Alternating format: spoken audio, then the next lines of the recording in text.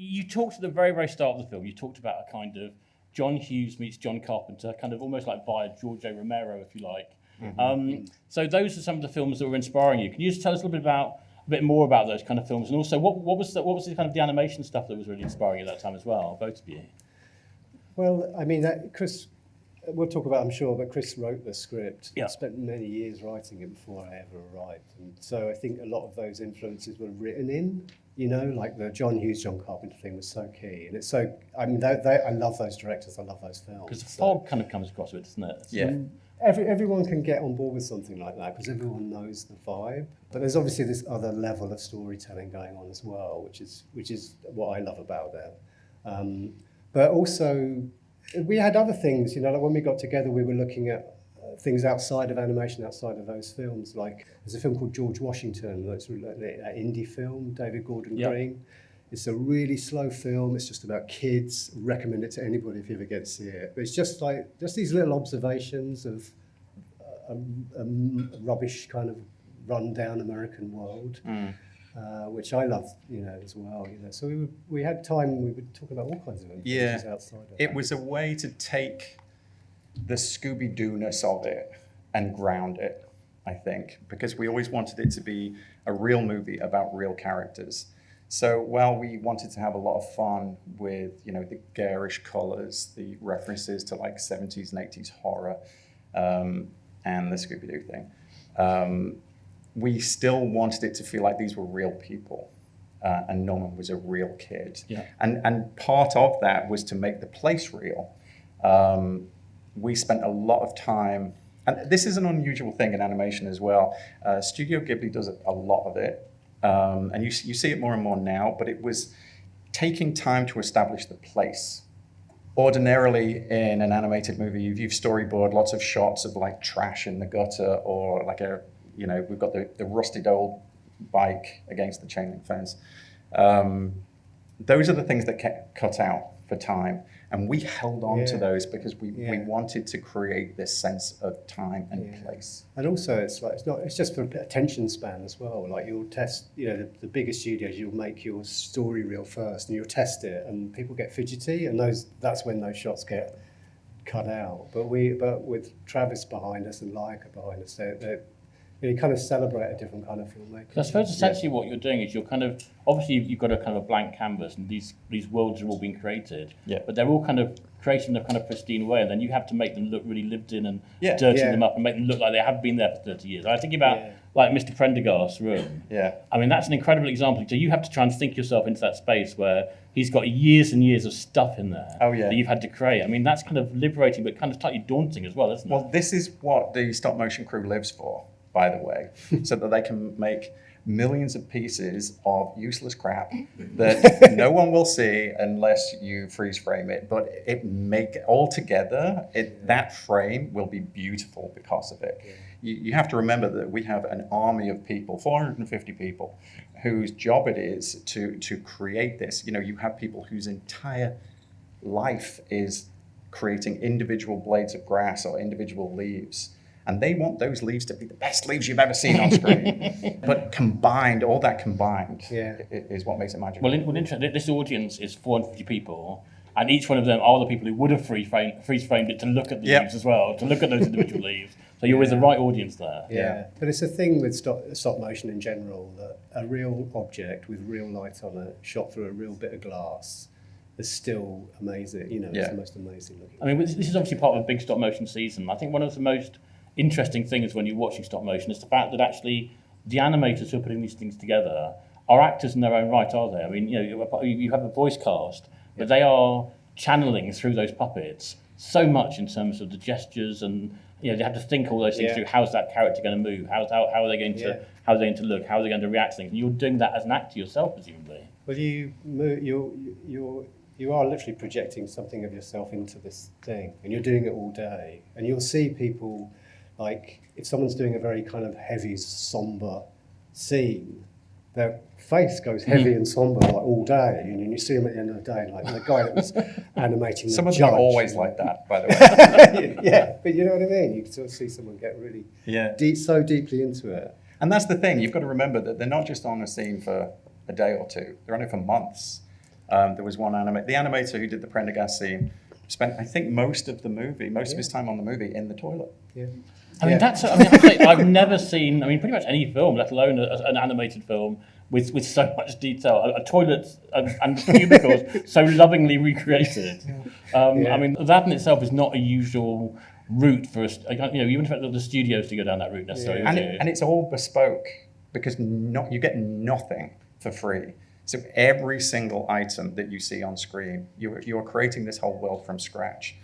So in a regular movie where you could just go out and source a knife and fork, someone has to create them.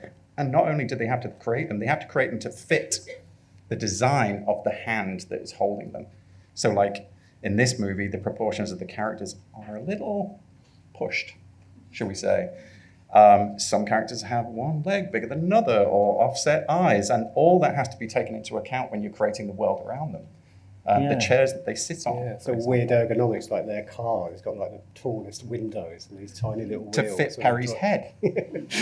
But even just in terms of the puppet making, the armatures and the actual, the stuff that's built around all the actual kind of piecing together the character, if you're creating a very kind of average build, that's one thing, but you kind of challenge your puppet makers in that respect as well to go far beyond that, because everything still has to move, doesn't it? Everything has to be able to be pitchable or movable or whatever. Chris had found Heidi Smith, the character designer, and it was a great process because it was really her and Ken Melton, right? Sculpting from her drawings, and she would do these great big drawings, really wild, not digital at all. Literally, she'd come in with rolls of drawings and roll them out. And there was no, she didn't know about puppet making, did she? Didn't care. She didn't care, actually. And nor did we. But that was the challenge, sending that. Kent figured that out in 3D, which is an amazing translation. To go from one to the other. Sometimes you would get characters that have the like of which have never been made before as puppets. And so you have teams of people sitting in a room, sweating and arguing about like how do we bring this to reality? And the easy option would be to say we'll change the design, we'll make them more generic, more normal. But we didn't. We pushed and pushed and pushed. And a lot of the solutions that we found for ParaNorman then went on to help us with a lot of problems in the next movie and the movie after that. And that does seem to be the thing about Leica, is that kind of, there's no challenge too great almost. It feels like you're always pushing the boundary, pushing the envelope. And as you say, rather than making those compromises, you just push to find the solution. Yeah. Just kind of then rewinding, because you'd been obviously had a story on Coraline, and I guess at that point you might have been doing Desperado over here maybe. I think so. But it's a big step to then getting greenlit to have your second, to make your directorial debut on your second movie, second Leica movie. So what was the process? Is there an internal pitching process, or how did that work? It was an interesting one. I had the first 30 pages of ParaNorman written, and I'd been working on it on and off for a long So that was with you time. when you went over to Portland? Yes. And I showed it to Henry, and he read it, and he said, I like this, show it to Travis. So I showed it to Travis. Travis called me into his office, and he said, I think this should be our next movie. Wow. He said, where's the rest of the script? And I was like, oh, it's it's at home. And it wasn't. I had all the ideas, but I hadn't really pieced it all together. So I then frantically tried to piece it together. But yeah, it was like, I think people could see what it was about, and then it was a matter. The first thing, because at that point I hadn't directed, and I kind of went back to my office and I was just like, how do I do this? So I did what I knew best, and at that point that was storyboarding. So I storyboarded out the first 6 minutes, I think, and I cobbled it together with sampled music, and but I watched it back and I was like, yeah, this is a movie, this could work. And that gave me the confidence. But it was that initial first 30 pages, that first act. And so how did it work? So obviously, so you had got the script, which you then had to go and develop and sort of complete, so to speak. And it was your first movie as a director. So Sam then came and joined you.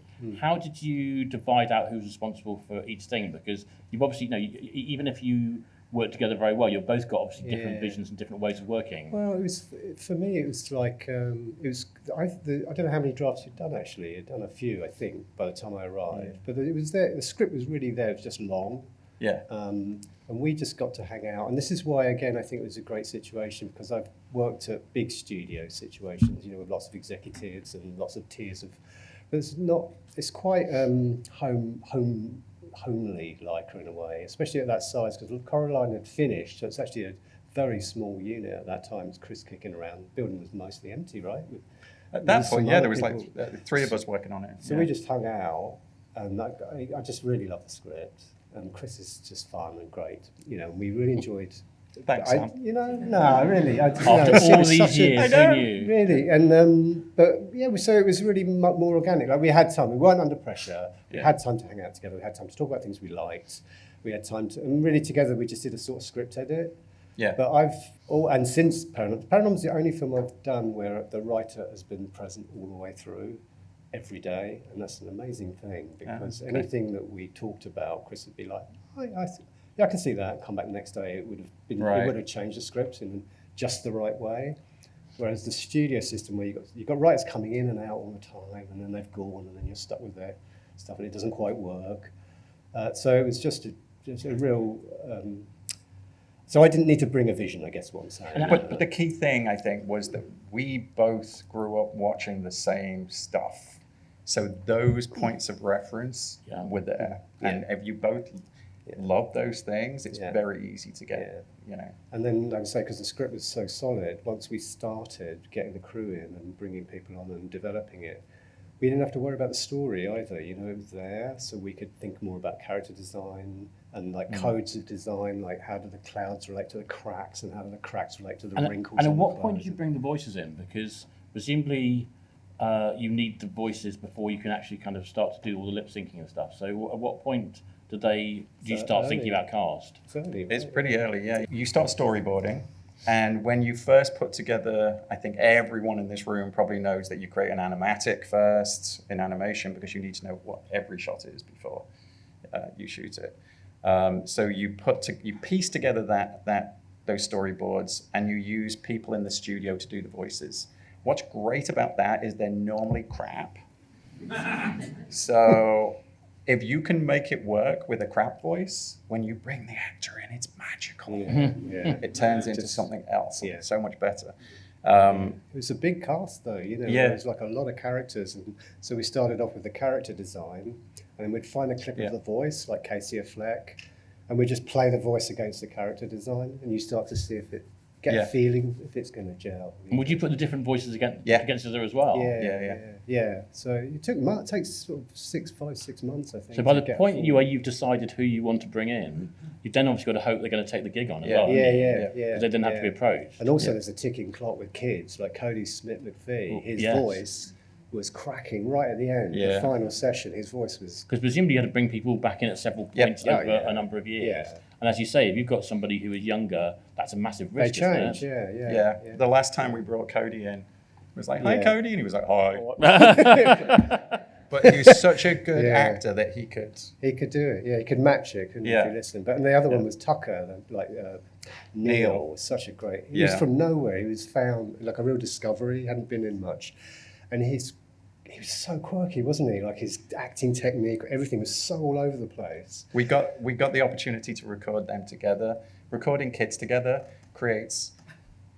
it can create the best... The scene with them playing with the stick and the dead dog, that it was them recording against each other, and you end up with a real truth to the performance because they are literally... It's probably the first time that they're doing any serious ad-libbing.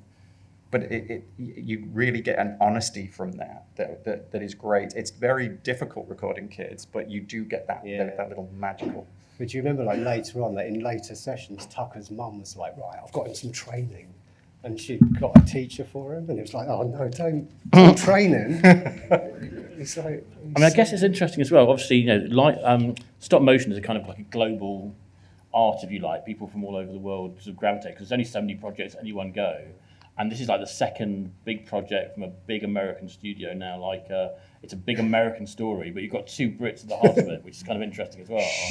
They didn't know. Yeah, but I do think that there's a British sensibility in there to certainly to some of the humour, and also the setting it. It's very specific to Massachusetts. It's very specific to this old history of the United States, which I found very appealing. And did you know Massachusetts already? Yeah. In fact, when I was writing it, I stayed in the most haunted hotel in Massachusetts, in the most haunted room.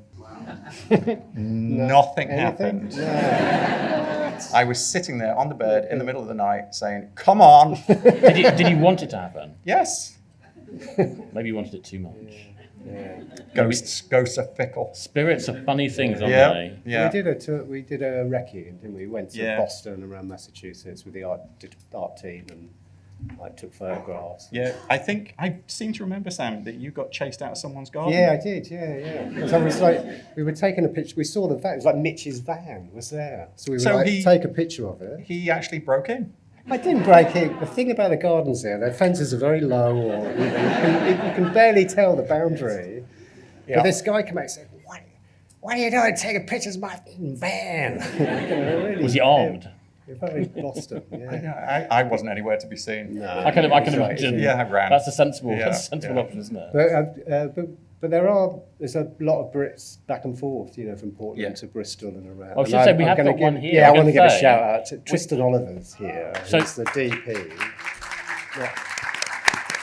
So, Not just of this, but Curse of the Were-Rabbit, Chicken Run. I can't remember. all Isle the- of Dogs. I mean, I have to say, Fantastic Tristan's Mr. worked on Fox, all the yeah. great stop motion Yeah. films, and we are showing so many of Tristan's films in this season. I have to say, a big shout out to him. Just before we get some questions from the audience, I just want to explore with you a little bit about the kind of whole thing between sort of pure stop motion and, of course, digital, which is a sort of necessary. I can say necessary evil. It's not an evil because it enhances not the an experience, evil. doesn't it? It's an elevation.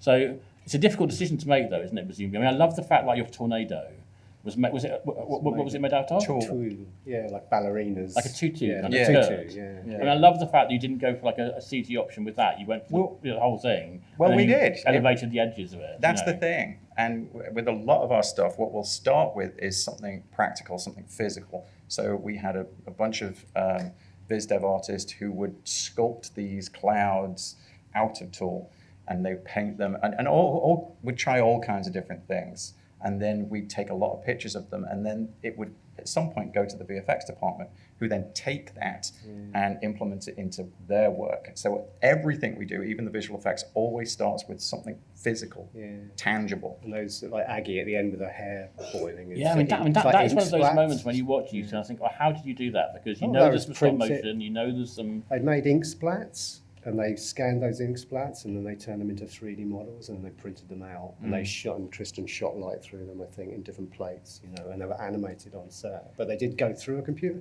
but they came back out into The other end. Well, with the 3D printing. And this It's just 3D two-way printing, street. I think Coraline was the first film to 3D print. That was in Yeah. black and white, though, wasn't it? Yeah, we was the first. This was the first. So each time it feeds into what we were saying before about pushing that technology. Well, we started with a first colour printer, a 3D colour printer, and it didn't work properly. And with the first tests, the colour was unstable, but we had to get started because we decided we were going to start shooting. So we just went with the slightly jittery colour, and it kind of improved as it goes along. But an indication of the jump was Coraline, because all her faces were hand painted. I think she's got 13 freckles, maybe 11. Yeah. Probably someone here number. knows more than I do. 13. Yeah, okay. And Neil has got like 3,000.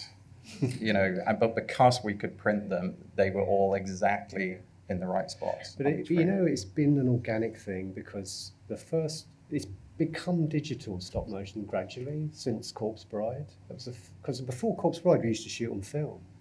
And then we started shooting on digital cameras, and so then green screens came in and video assist. So the digital has crept in. It's not some new thing that's hit the medium really hard. And that was a great thing for me, really mind-blowing actually, because I'd done stop motion in the 90s on these old Mitchell cameras at Army with Tristan. And then I wanted to do flushed away stop motion, but I didn't. We had to do it digitally, a whole CG.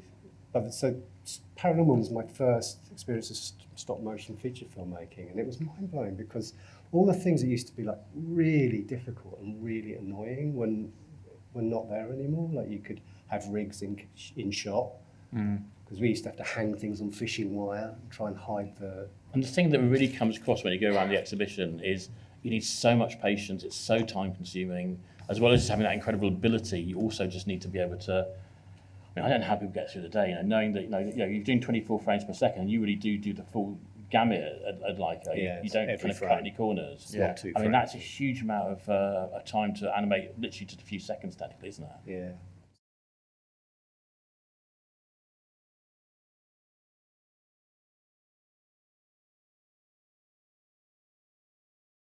I started as a runner, so I studied art and I did all kinds of art, and I taught myself how to make animation, and I won a little competition. So I was sort of getting there, but to get paid, I started as a runner, and I would clean toilets and make coffee in the morning, and then I would sometimes get to do some background animation. It's not all red carpets, is it? Yeah. And now it is. Yeah. It took me a while. So, yeah, I just kind of worked my way up. Luckily, I met the right people at the right time, and they gave me a little break, So, like, someone gave me the break to clean the toilet. I guess that was not the biggest break. And did you have to clean many toilets, Chris? I started out in a small company that did storyboarding for commercials, and believe it or not, this was in a time before the internet. And so one of my jobs, they had this huge wall of like magazines and books, and if one of the artists wanted like a drawing of a particular car, he would say, go and fetch me reference, and I would have to find it in the magazines. And one day, one of the artists didn't like him much. I hope he's not here. He said, can you fetch me a drawing of an open hand? And I said, draw your own. And he shouted at me, so I went back to my desk and drew my hand and then took it back to him. And I thought, you know what, I don't think this is for me. And then I found out there was a producer at an animation studio. I found out what pub he drank at, so I showed up with my portfolio. Wow. And bullied him into giving me a job. So I started that way. I did have to make tea occasionally, but I made it purposely really badly. That's the thing to do. I'm just wondering if we should share which Don't hotel make- you're staying at. In case anybody wants to take the same leaf out of your book.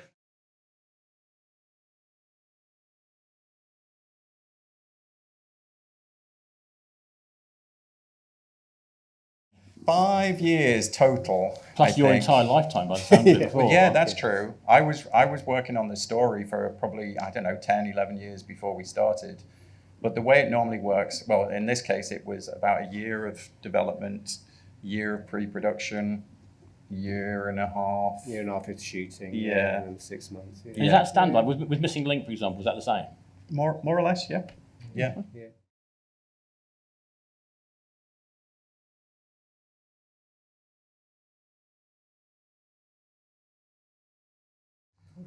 I reckon a year probably, from a drawing to an actual puppet that you can move around, at least a year. They're complicated. Yeah. And you do it the same way that Ray Harryhausen used to do it, with those Similar, metal armatures, yeah. you then build around, Yeah. and So it's the it's same. very precise engineering, and there's sort of a lot of jewellery makers and like engineers work there. And then, yeah.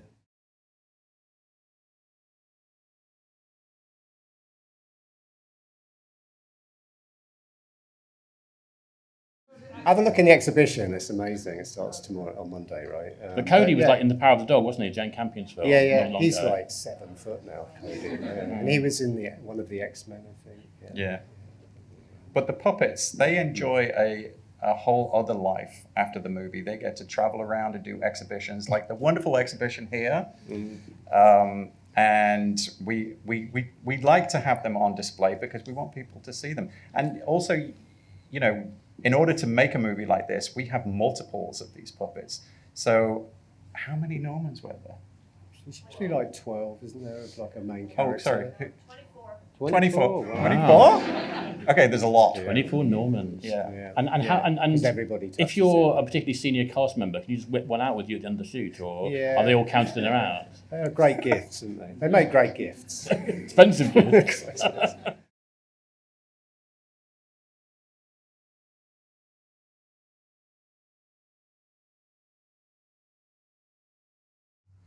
No, the Act 3 was big, you know, it was a big, epic thing with lots of effects involved, you know, so that took a lot of departments. But sometimes I think but then the scene after with Norman and Aggie, where it's so close and so precise, is actually just as, if not more spectacular, you know, great acting and drawing people in to believe in, you know, the emotion. So I don't know, it's all different reasons, right? Yeah, definitely the size and the scope of it. Each movie that we've made, we've tried to really push that, what you can achieve. But even back then, I mean, traditionally stop motion tends to be quite small in scale because you're limited with where you can put the camera, you're limited with what you can build. And so we wanted to make it feel like a wide open world. That was a challenge. For me, it was the characters themselves because the proportions of them were so wild. Yeah. And then having to engineer them so that they can, if you've got a character with 2 different sized legs, walking them becomes problematic. Yeah. Animators hate us because they have to make that look natural. So I think it was a lot to do, stuff that you wouldn't even imagine because the characters have different sized eyes. If they're looking to the side, they suddenly go cross-eyed very quickly. Stuff like that you don't dream will be a problem is every day for 3 years. You regret that choice. But when it works, it really is unique. Yeah, toilet paper zombies were difficult. Toilet paper as well. zombies. That was really hard. Yeah.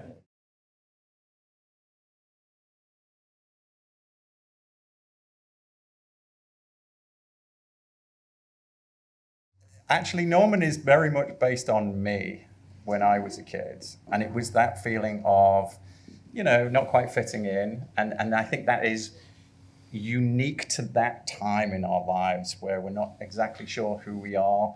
It is a coming of age story. It's about a kid who is discovering who he is and he's feeling comfortable about who he is in the process. So it was always supposed to be about a kid, a kid's movie about a kid.